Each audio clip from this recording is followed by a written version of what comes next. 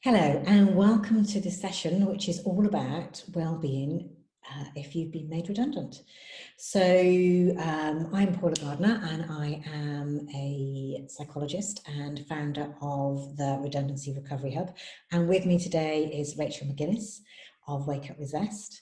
And together we are going to be chatting, talking, examining what might happen to you if you've been made redundant from a health and wellbeing point of view, and what changes you can put in place to set yourself up to feel better and feel more energized and productive, which will help you get your new job. So welcome, Rachel. Hi there, how are you? Yeah, good, thank you. Good, thank you. So let's kick off with talking about what might happen if you've been made redundant. So obviously redundancy is a shock to the system. It can impact in many areas of your life and impact people around you as well, not just yourself. So some of the things that redundancy might bring up, first of all, you've got shock, surprise, and even if you know, the writing's been on the wall for a while and you've wondered if this is going to be happening, even if you've wanted it to happen and perhaps you've taken voluntary redundancy, it still is a bit of a shock, and things will be going around in your head, and different feelings will be coming up for you, or likely be coming up for you. So they talk about redundancy as being a form of bereavement, and even if you were desperate to get out of that job, it is a form of bereavement because you won't be going to the same place, you won't be seeing the same people, you won't have that same network around you. So even if you wanted this to happen, you know, there is some kind of type of loss there. So emotions that you might be feeling, apart from shock, are anger. So yeah, redundancy may very well bring up residual anger from previous traumas or things in your past, or it could trigger anger now. And that anger doesn't necessarily have to mean that you're, stomping around the place and bad mouthing everybody, but it can show itself in things like just feeling continuously irritated. The kids are too loud. You can't get, your favorite cup because it's been it's there on the draining board and you want to use it now. All these silly things that usually wouldn't affect you, can spill over into this continuous feeling of irritation, irritability, everything. You may be feeling a bit of shame, and Rachel and I talked about this yesterday. Yeah. Yeah. The feeling that even though there are thousands, millions of people being made redundant at the moment, this feeling of, well, why me? Why did they pick? Absolutely, yeah. Yeah, and especially if you're in a team where there are 6 of you perhaps, and 2 of you being made redundant, it can make you question, your whole working history there. What did you do wrong? Why was it you? I mean, the truth is, as we all know, on a logical level, these redundancies aren't personal. They're about bottom line. But nevertheless, that still doesn't stop you asking yourselves questions. And also depression. So I know Rachel does a lot around depression and mental health, but if you already have depression or anxiety or so on, redundancy can make that worse. If you've had it in the past, redundancy can trigger it. So actually, I just want to sort of jump in here quickly and ask Rachel a question. So I've done many other calls with people, and one of them, Caroline Carr, is one that's going to be going up in the next few weeks. But one of the questions I'd like to ask Rachel here quickly is about, noticing whether you are feeling depressed. What might be the signs? Well, I think if you're feeling, you may be feeling tired all the time, you've got no energy, you're feeling very low, you just don't want to do anything, you're not really communicating with either your friends or maybe your family, you just kind of want to shut yourself away. I think at the moment, a lot of us are suffering from all sorts of different levels of anxiety. But I think if that anxiety is prolonged, that's when it sort of starts to become depression. And you feel that there's no hope. A lot of people describe it as a sort of dark cloud hanging over them. And you're in a very negative frame of mind that nothing is going to go right. And of course, as you said earlier, the irritability as well. So I think you have to kind of really watch yourself and watch your emotions, and just check in with how you're feeling. Yeah, yeah, good point. And I mean, it is quite natural to feel sad after being made redundant. As I mentioned before, Yeah. gosh, you're not going to be seeing your friends. But yeah, like you say, if it carries on for a long time, if you just lose your motivation to do anything, if you're not actually looking at jobs and applying for jobs, then maybe that is also a sign. If you just can't bring yourself to do that. That said, one of my biggest pieces of advice to people after being made redundant is to take a little break and don't rush in and apply for 50 jobs the first week. So take a little break and use this time to actually think about what it is that you want going forward. The tendency is to panic and to apply for jobs, any job, and quite often you end up with something that you don't really want. Yeah, Frying pan into the fire. exactly. And that's what you don't want. You want the next step to be a positive step forward, not a panic step backwards or into something that is going to not answer any of to check any boxes.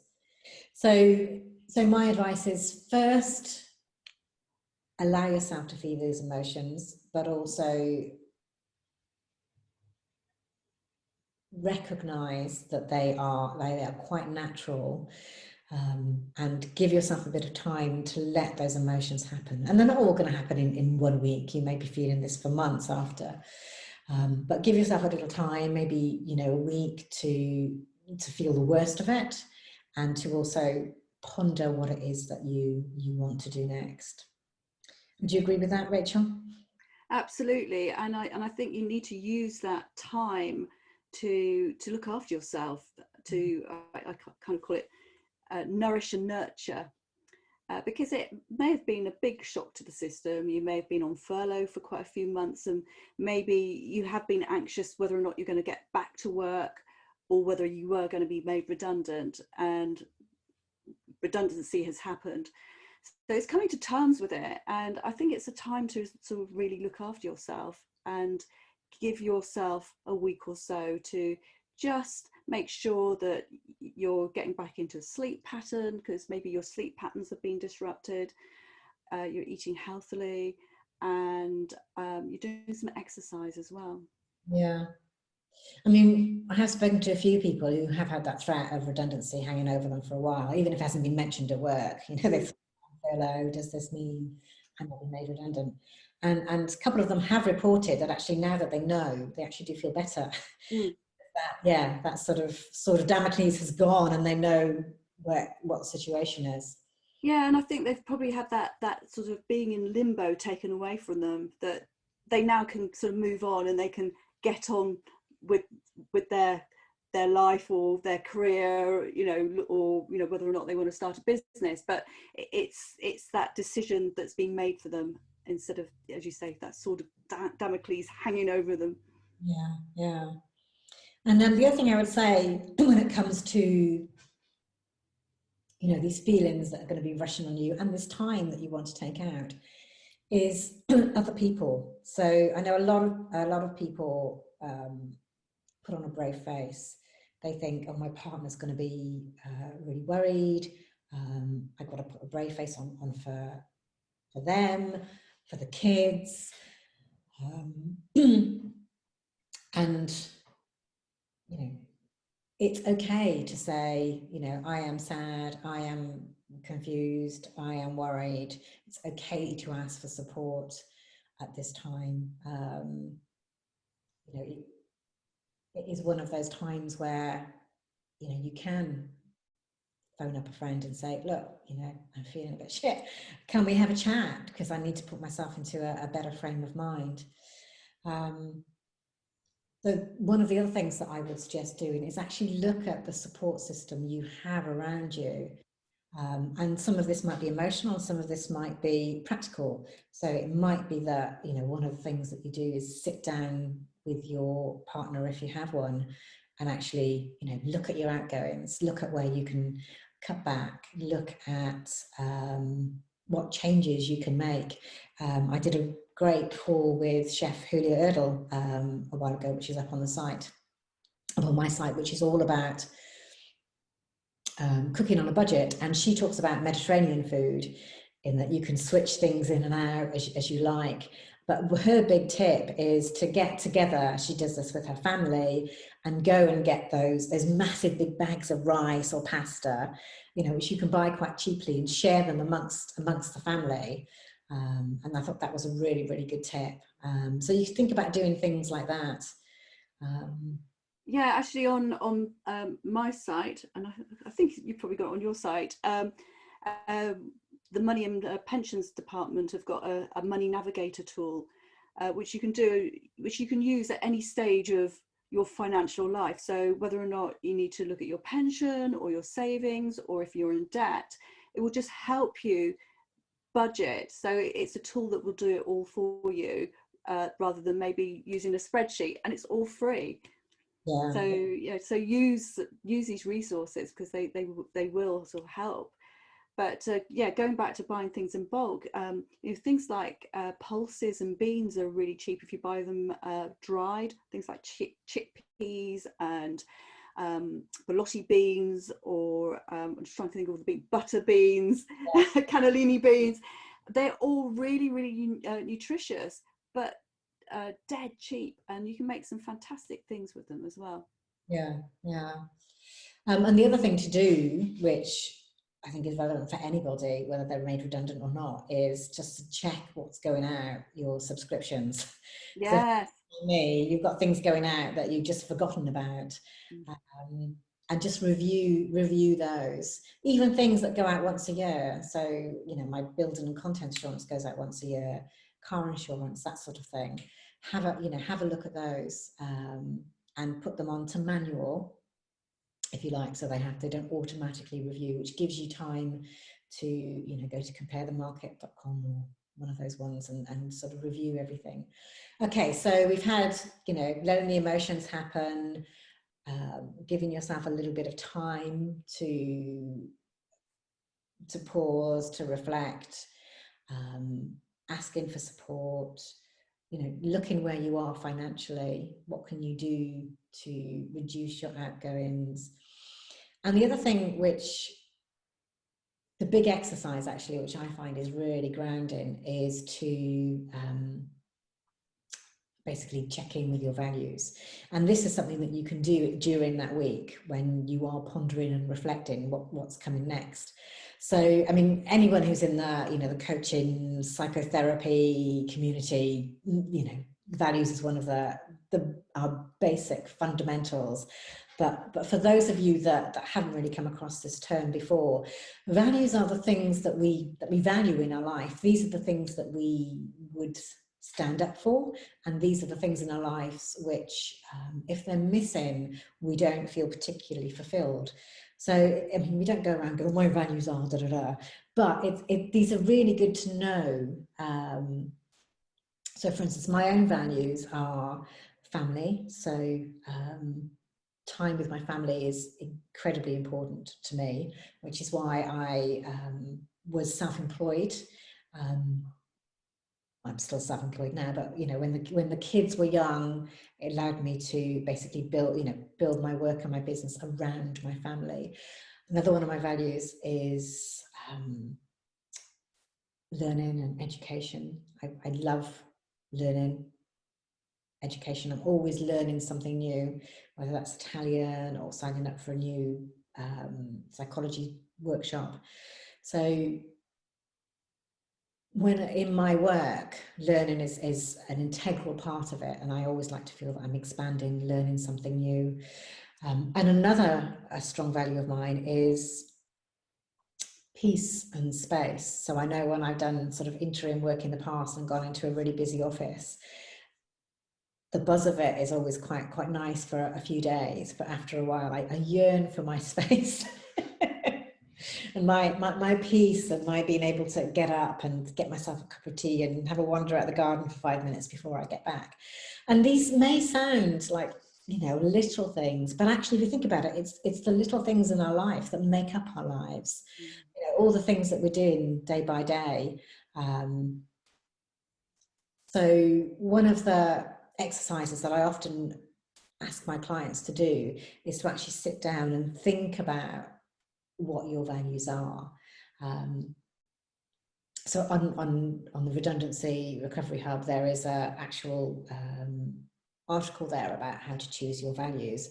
But basically, if you go online to any, you know, just tap in values exercise, you will get a list of values, which will give you some idea of what values could be. So they can be things like reliability, education, sociability, connection, and all these lists, of course, they're not exhaustive, so you can put your own in there. And basically, when you do the exercise, first of all, you'll come up with a list of about 40 or 50 things which matter to you. And the trick is to really reduce that. So if you picked 40, reduce that to 20 on your first round. If you then have 20, reduce it to 10. And what you want to do is to come up with your top 3 values. And these top 3 values are really going to tell you what you should be looking for in your next job. So if it's sociability, you know, you need to be looking at either a job where you work in a team that's quite intimate, or where you have, depending on your version of sociability, or that you're able to connect with a large number of people. And the whole thing about your own version of what these words mean. So as I mentioned, sociability can mean, you know, having intense relationships with a few people, or it can mean the opportunity to go out and meet lots of people. So again, define what it means to you. And those sort of guiding principles that can help you find the right workplace, find the right job for you. And quite often companies have company values on there.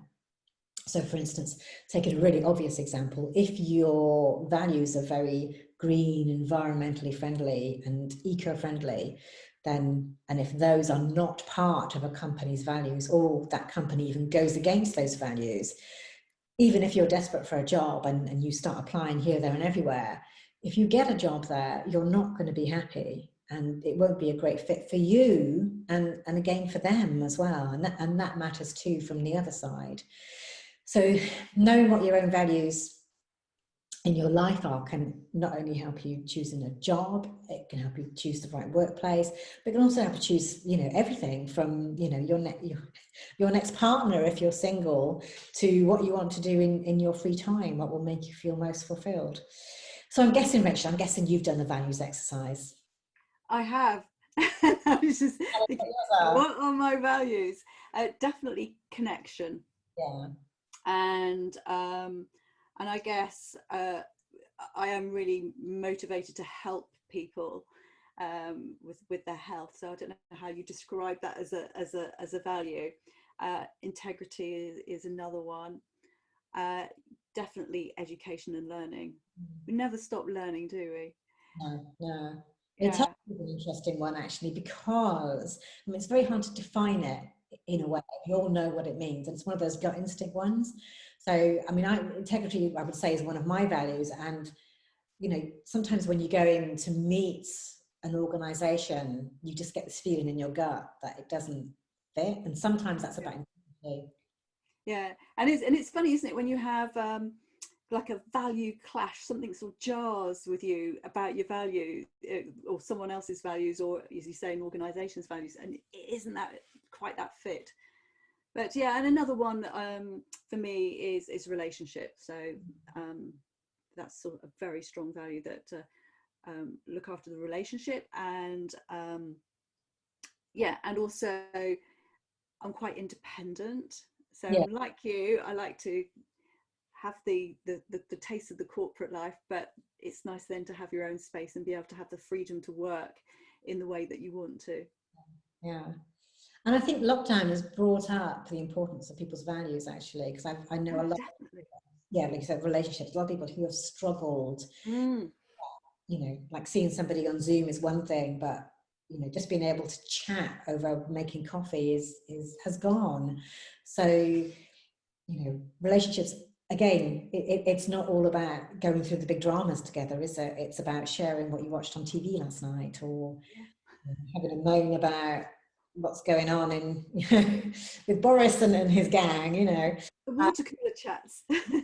Exactly. So, you know, knowing, you know, if you've struggled with that side of things, then, you know, if you're looking for a job that is, if you're looking at the job ads and it says virtual and it's always going to be virtual, then you need to know, but you don't write it off, but you need to know what that means. You know, if there's regular work sessions together, you know, coffee mornings via Zoom, you know, a monthly get together in person, it might be all right for you. But if there's none of that and you've struggled, you know, with that lack of connection, then you know that's not going to be right for you. And so don't waste your time applying for a job.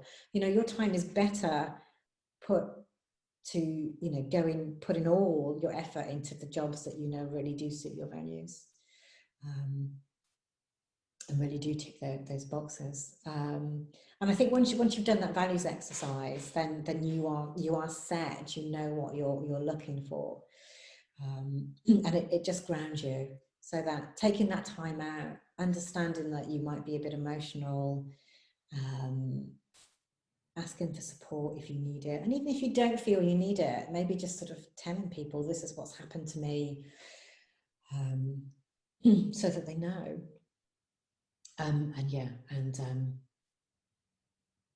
Doing that values exercise just to ground you and just to help you think about what's important for you going forward. So those are the things from my point of view that I find most useful for my clients. And obviously we talked briefly about using that time, that week, to get your, you know, your health routines back on track. But obviously that's not just for 1 week, that's for going forward. So Rachel, tell us about some of the fundamentals and easy things that you can do to get your health and fitness back on track. So I think, you know, as I said at the beginning, it is all about nourishing and nurturing yourself. And it's a great time while you're looking for a job to kind of pivot. I love that word, pivot. We've used it a lot, haven't we? To, you know, as to what you're doing, if you haven't had a healthy lifestyle, or you've had a very busy job where you haven't been able to maybe look after yourself as, you know, maybe you should be, then this is a great time to be able to do that, because you've got the time. So the number one thing that I would say is look at your sleep. How is your sleep? Are you sleeping well at the moment? And the easiest way to get into sleeping well is to get into a bedtime routine. So it's getting up at the same time every morning and going to bed at the same time every night. So treat it almost as if it was a work day. The brain loves routine. It's quite boring. So including weekends. So if you find that you aren't sleeping well at the moment, then don't have a line at the weekends. Just keep that routine going.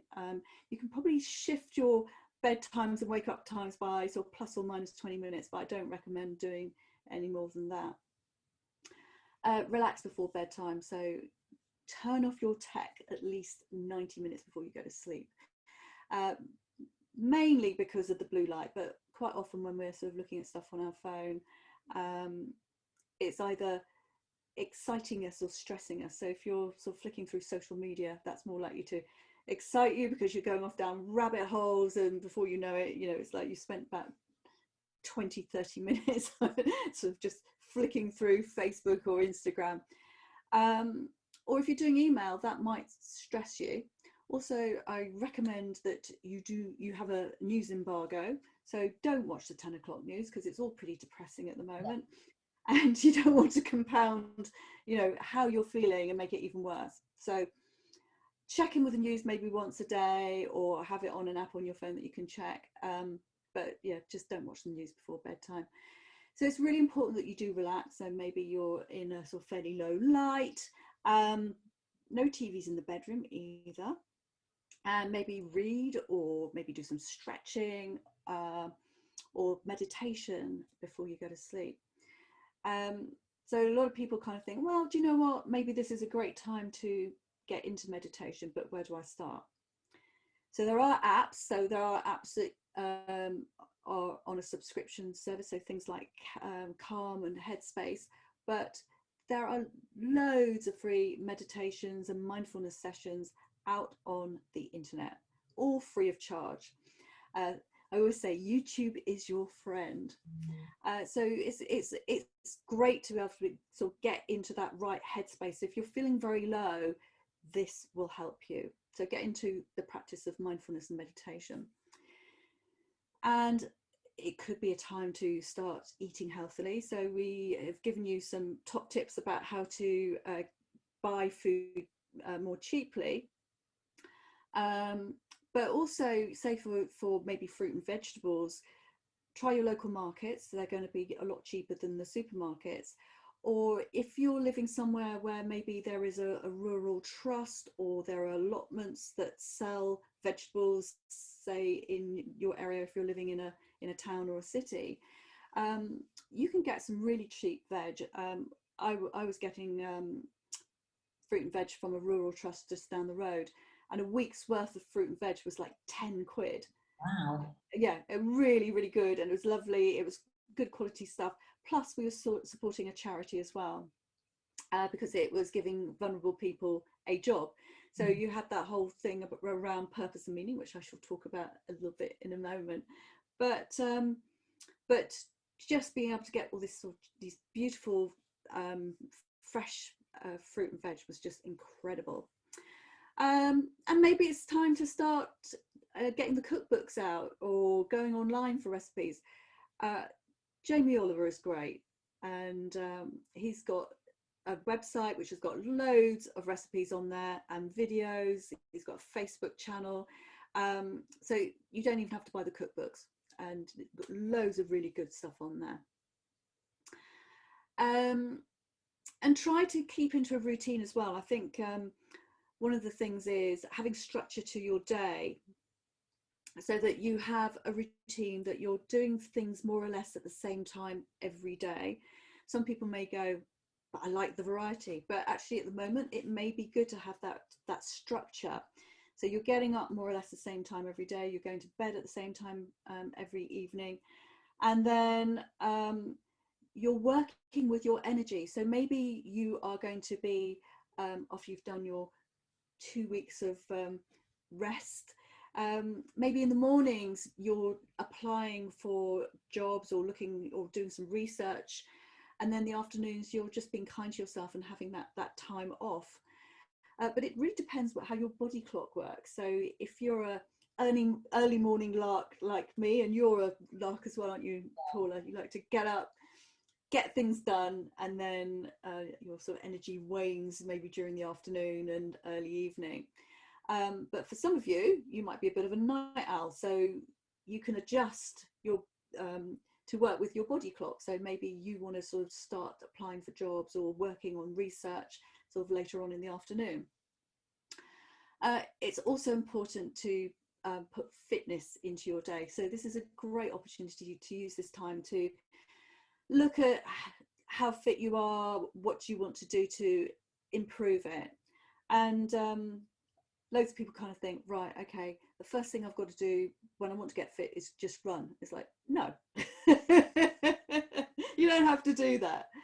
I'm a personal trainer, and I like to brand myself as being the laziest personal trainer in the UK. So I want to get exercise over and done with. I don't want to run a marathon. However, I have been known to do a 10K, and I did that couch to 5K a few years ago, and I was going through a lot of stress, and I actually found that running really helped me. But I'm really, really slow, so I plod along. So I'm not into kind of like running 15-20 kilometers in 30 minutes or anything like that. But getting outside and walking, nature is your friend. Exercising out in green space is so good for you. Maybe you haven't had the time to explore your local area where all the footpaths are, and that's something that actually my partner and I have been doing over lockdown. We've just been out walking every day, and so we sort of clock up around 10,000 steps a day. If you haven't got an activity tracker like a Fitbit or Garmin, if you've got a phone, you might find that there's a way of recording your steps on there. You can use it as a pedometer. But just getting outside and watching the seasons change. So we're going into autumn at the moment, and it's been great just to see what's happening in the hedgerows and in the parks, or what's happening with the countryside around where we live. And being outside in nature is such a good tonic. It's the fresh air, it's the sunlight. So you need to actually keep up your vitamin D levels as well. And vitamin D helps produce serotonin, which is your good feeling hormone, which actually then goes on to produce melatonin, which is your sleepy hormone, which will help you sleep. So getting outside first thing in the morning is actually quite good for you, or very good for you. Then looking at other things to do with fitness, again, YouTube is your friend. There is just so much free stuff out there. You know, everybody knows about Joe Wicks, love him or hate him. Some people love him, some people go, ooh, don't like him. But there's other stuff out there that you can do some really great exercise that you don't need any equipment. Maybe if you've got an exercise mat sort of lying around in the garage or under the stairs that hasn't been used for ages, but I don't even belong to a gym. I do all my stuff online and it's all free. I quite like Joe Wicks, but there's another woman who's, or there's a woman who's she's like this is sort of in competition with Joe. She's called Lucy Wyndham Reed, and she's got short workouts, and all these workouts you can do from like 7 minutes up to about 20 minutes. So you don't even have to get in the car and go to a gym, but you can get really sort of great workouts from doing these videos. You could do yoga. There's loads of free stuff on YouTube again. So it's really whatever you want to do, whether or not you want to dance or, you know, there's just the world is your lobster. What kind of things do you do, Paula? Actually, yeah. So for those people, from a psychological viewpoint, for those people who, I mean, there are a lot of us at work, our identity is tied in with our productivity. And, you know, so if we've done a good day's, you know, work, we feel good, you know, it produces endorphins, especially when something's finished. And obviously, if you're not working, you're not getting that. And you might get it a little bit through job applications, but this is another way to get that feeling is, you know, through exercise goals, through, I mean, I know for me, what I do is I walk, and there is a rugby pitch and a football pitch right next to each other, so that you can make a really big walk. It's about 25 minutes to walk around the perimeter. And you know, my first time I did it 2 times, and I built it up to 3, and then a little bit faster. So yeah, a little bit of competition with myself, but also it is setting that goal and achieving something. So it's a nice, whether it's a workout or a walk, or as you say, a yoga session or whatever, it does help produce that feeling of I've achieved something today, which if you're not working, that can be lacking. Yeah, absolutely. Or else you could set yourself little challenges that walk 300,000 steps in a month. And actually something that I've been doing is walking 1 million steps in 100 days. So I am doing it for a charity, but you could still record your steps on a spreadsheet. And what I'm doing every day is taking a photograph and I'm putting it on Instagram. So I'm on day 95 now. So I've actually done my 1 million steps, but I'm just carrying on for the 100 days, just see how many steps I can do. But it's just such a great achievement to think that I've walked 500 miles in 100 days, but and that's free, you know. So it's kind of setting yourself little challenges maybe that would help you with your fitness, or maybe like I'm at the moment, standing up working. So if you're applying for jobs, so maybe if you've got a breakfast bar or a kitchen counter, you could just stand up and work at that, you know, with your laptop, or it probably doesn't work so well with a desktop, or put your desktop on screens on, you know, something that you can sort of stable, that you can sort of put your keyboard on, and stand up to work. And I was speaking to a lady the other day, and she had started standing up working, and she'd lost £6 in a month. And she said, I haven't done anything different, but I lost £6. And she said, I don't have so many problems with my neck and my shoulders being tight because I'm moving around. Yeah. Also get it done a bit quicker as well. Yeah, absolutely. Yeah. So I spend most of my day standing. I don't sit down. And then the next thing is, we do talk about resilience, but I have a bit of a problem with the word resilience, as you know, Paula. And we were doing some work around this, and I always think resilience, even though it's about bouncing back, it means you've got to sort of like maybe hit rock bottom to come back again. And so we prefer to use the word sway or flex. That so it's sort of, it's more of a positive way of sort of thinking about resilience. And also, as I sort of mentioned, the word pivot as well. So it's looking upon this experience as being a positive thing rather than a negative thing. And that's maybe how you can get into a more positive mindset, that this is a new stage in your life, that you've got the opportunity to move on to maybe another job or change your career. So yeah, try and make it a positive time. One thing I recommend is, you know, as I say, checking in with yourself. So maybe it's writing a journal in the evening. So getting rid of all the stuff that's mulling around inside your head, get it out onto paper, or you could do it first thing in the morning.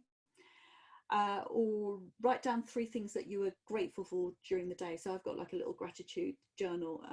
Sometimes actually I write more than 3 things. But it's all about thinking about positive things. And if you're thinking about something positive before you go to sleep, that may help you get a better night's sleep. The other thing is music. So music really does uplift you. So maybe you have like a list of sort of what I call power music, you know, power ballads that really kind of motivate you, or a playlist of sort of chill music. I like the sort of Cafe Del Mar, sort of Ibiza chill out music. Or if you do sort of keep a music subscription, you can get music to concentrate by. So you can have music playing in the background when you're doing your research or your job applications. Baroque is very good, apparently. There's something about Baroque that's yes, something with your brainwaves. it's the beat. Yeah. So it's the beat of the music. So I can't work if people are singing. So lyrics just don't work for me. I have very sensitive hearing, but yeah, the sort of specific music for concentration or Baroque just really works for me. It's weird, isn't it?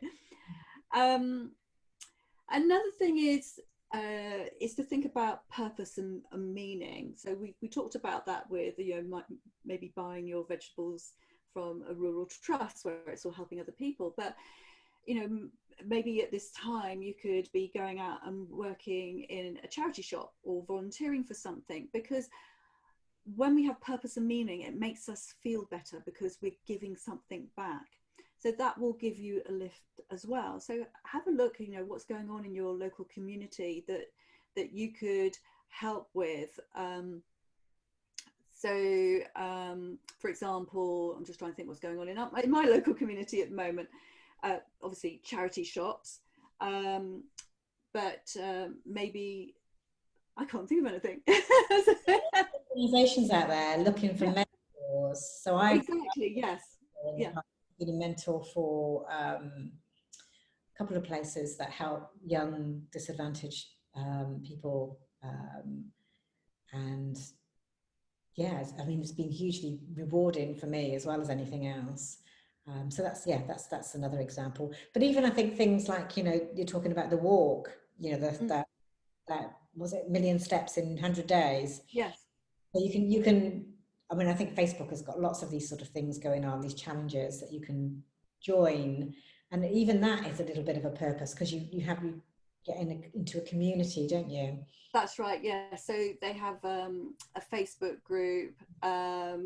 But yeah, so it's sharing what you're doing, and even if you're kind of doing something on, you know, taking photographs every day like I am for social media, but because I'm part of the Million Steps sort of official challenge, but you know, people will support you, and they'll kind of, you know, if you take a photograph every day and you kind of think that actually makes you feel better, and then post it, you know, on your Facebook feed, or, you know, whatever. It's just kind of, or else it's a diary of what you've done over 100 days. So as I say, I'm on day 95 and 5 days left. So what am I going to do with all those photographs? So I was thinking about making like a photo montage of it all. So yes. Like the novel everyone's been talking about, everyone's got a novel in them. Yeah, absolutely. Yeah, so starting to write, and also, you know, as I said, empty stuff that's going on inside your head, even if it's just garbled rubbish, just get it out of your head, and you never know what's going to come out of it, because those kind of musings, or that text could help someone else who may be in your position in the future. So you just don't know what these things will bring you. Also use this time to maybe catch up on all those books that you've got in your bookcase that are left unread. I've got loads of them. Or if you run out of books, then friends and family, you may want to quarantine the books. Is it 3 days you have to leave stuff before it's COVID free? Or charity shops have got loads of books in at the moment. You know, people over lockdown have been sort of clearing out and sort of giving all their stuff to charity. So you know, decluttering. Yes, decluttering. Yeah, absolutely. Because sometimes actually you have this low level anxiety when you kind of see all this sort of clutter in your peripheral vision, and you sort of say to yourself, I must actually tidy that up one day. I must do something with such and such, do that. But actually it is a great time just to kind of have a tidy up, have a clear out, what needs to go to charity, what can be recycled, what can be sold, or what needs to go to the dump. Yeah. You know, it's have a ferret around. You never know what you might find that needs to be sold. For example, I have had a Mulberry handbag. I bought it in a sale, so I didn't spend top dollar on it, but I bought it because it was designer, and then I've never used it. And I sold it a few weeks ago on eBay, and I got 150 quid in cash for it. So, you know, yeah. You know, you never know. You like dig around for those treasures of things that you can sell or maybe give away. Again, that's that whole sort of meaning and purpose, that you're sort of giving stuff away that somebody else might be able to use that you're just not using anymore. Yeah, so really, connection is another one. Keeping in touch with people. I know you mentioned that, but meeting up with people, say for a coffee, or they can come over to you, or you go over to them. But we've got this whole rule of 6 thing now, so it might have to be a video chat, but coffee as well. Actually, I would add in here. Sorry? So I would add letter writing in here. Yes. People that I've lost touch with, and I remember last Lent, instead of giving anything up, I decided to reach out one person a day to all these people in my life that had, touched me in some way, or I'd lost contact with. And it was brilliant exercise. I wrote to my old history teacher and found out that he'd written a book about his experiences in the war, and it was a really, really enjoyable exercise, and one that I will repeat again at some point. That's such a brilliant idea. Yeah, because yeah, it's that who has made their mark in your life that you want to thank, and you know, so whether you do letter writing or whether it's just connecting with people to have Zoom drinks or coffee.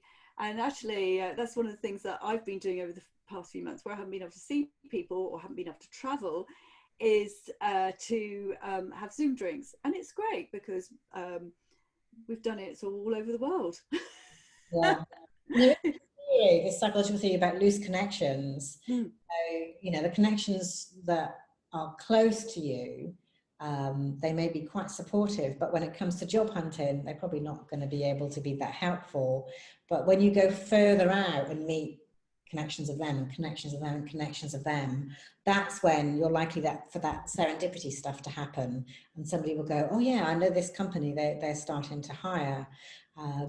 So yeah, I'd say it's worth spending time on LinkedIn, and increasing your connections, but do it in a sociable way. So for instance, I know somebody who, when somebody asks on LinkedIn to, you know, make a connection, he always says, well, yes, but let's have a phone call. So there, he actually makes a proper connection. It's like a 10-minute phone call, find out about each other, what they can do for each other, if anything. And I really, really liked that, actually. I had a call with him a few weeks ago. It just feels personal. He's been able to connect me to somebody else. He was able to, I was able to get him to do something for one of my clients. So yeah, ticks lots of boxes, and it is that feeling of connection, purpose that you're talking Yeah, about. absolutely. Yeah. So yeah, so really to sum up from my side of things is just use this time to really look after yourself mentally and physically. And it's also creating good habits for you, that when you get a job, that you can carry these things on. And I mean, you don't know how long you're going to be unemployed for, so hopefully it's a short amount of time, but it's just good to have these things in place, because you just really need to look after your health. If you look after your health, it will look after you. Yeah, yeah, I definitely agree with that. So, lots of really good stuff there about about, you know, basically taking care of yourself in many ways if you've been made redundant. And just thinking about what you were saying, there is something that you mentioned about perhaps you've been really busy in your job, and now's the time to sort of look after yourself.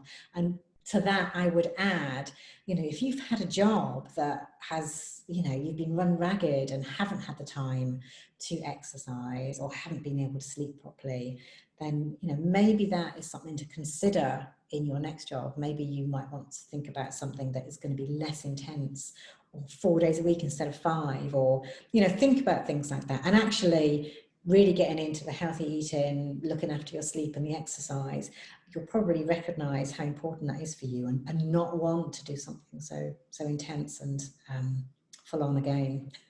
I know most people who've managed to slow down, as many of us have over COVID, have, you know, said, oh, I never want to go back to that again. Yes, I mean, maybe it's the option of working from home some of the time, so that you don't have the commute. You know, if you can within the role that you get. Also, it's checking their mental health and wellbeing policy. How do they look after their staff? Do they have a wellbeing program? Yeah. Actually, a lot of the Generation Z are asking those questions when they're applying for jobs now. Interesting. So Yeah. it sort of ticks a box for their values, Yeah. that they want to work for an organisation that's going to sort of look after them, as well as an organisation that's going to look that they're going to work for, obviously give them a job. When they're applying for jobs now, are actually asking whether or not that organisation has a mental health and wellbeing policy. And do they have a wellbeing program? It's like how they look after their staff. So they want to work for a company that's going to look after them, as well as obviously giving them a job. Well, we all do. Yeah, exactly. Brilliant. So thank you, Rachel. So I'm Paula Gardner, and I run the Redundancy Recovery Hub, which is redundancyrecoveryhub.com. And basically it's a place where employers can put employees, or you can sign up yourself and get lots of first-person stories, expert guidance, articles and so on that all support you if you've been made redundant. And Rachel? Yeah, I'm Rachel McGuinness from Wake Up with Zest, and I do workplace wellbeing. So normally I'm out doing talks and workshops on improving people's sleep, eating healthier, getting fitter, and being more resilient. So looking after people's mental health. I also have a hub. So I've got the Zest Wellbeing Hub, which is for companies and for individuals, helping them sort of look after themselves. It's an online resource, and we've got lots of things on improving sleep, healthy eating. We've got recipes. We've got lots of workout videos, and then all sorts of information about how to be more resilient, things about stress and anxiety. We've got loads of contributors who give us things on, well, they're counsellors or psychologists, or you're a contributor, or psychotherapists. We've got personal trainers, we've got yoga teachers, so we've got lots of stuff there. We've also got men's health, women's health, and financial well-being. So that's the hub in a nutshell. Okay, great. Thank you.